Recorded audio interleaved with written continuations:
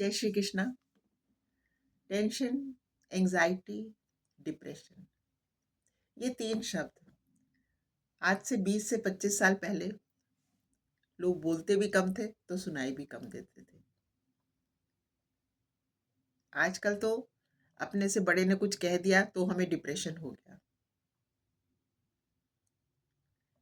कई से कारण हैं इन सब बातों के लिए, पर सबसे बड़ा कारण बस एक ही दिख के आता है, बर्दाश्त की कमी। हम में अब बर्दाश्त ही नहीं रह गई। जॉइंट फैमिली सिस्टम जैसे जैसे टूटता गया, अधिकतर उसके नुकसान ही सामने आए। अब मैं ये नहीं कहती कि जॉइंट फैमिली होनी चाहिए, क्योंकि वो पॉसिबल नहीं है। सबकी अलग अलग जॉब है, अलग अलग काम है, अलग अलग शहरों में लोग रह रहे हैं। पर देखिए ना, उसमें कितना आराम था।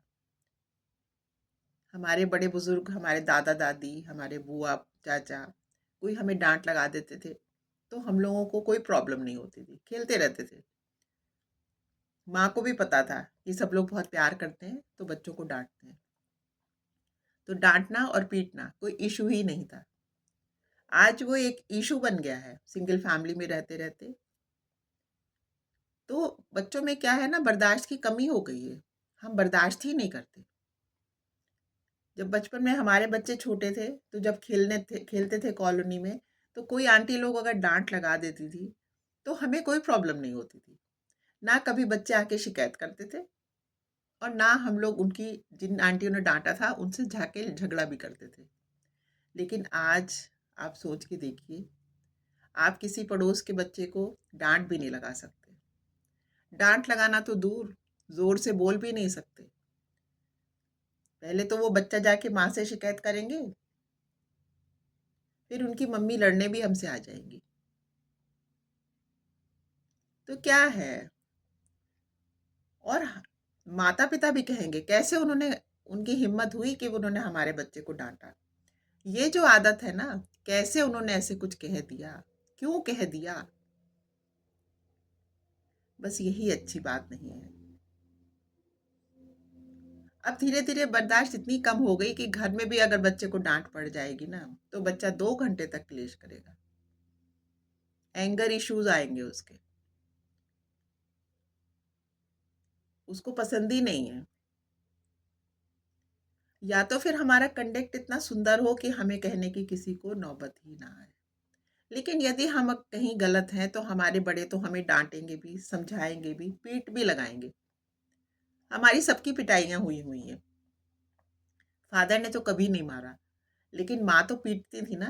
तो ऐसे ही नहीं पीटती थी, शैतानियाँ करते थे, सुनते नहीं थे कहना, तभी पिटाई होती थी। तो कोई उसके लिए बुरा थोड़ी मान के बैठ जाते थे। उस वक़्त जब पिटाई होती थी, 2 मिनट मन खराब हो जाता था, बस 2 मिनट के बाद शर्मिंदगी होती थी, एंगर इश्यू नहीं होता था। अब एंगर होता है। अगर आपने किसी को डाँटा, तो वो बच्चे जो है शर्माते नहीं हैं, उनको लज्जा नहीं आती, उनको गुस्सा आता है कि हमें ऐसे कैसे कह दिया।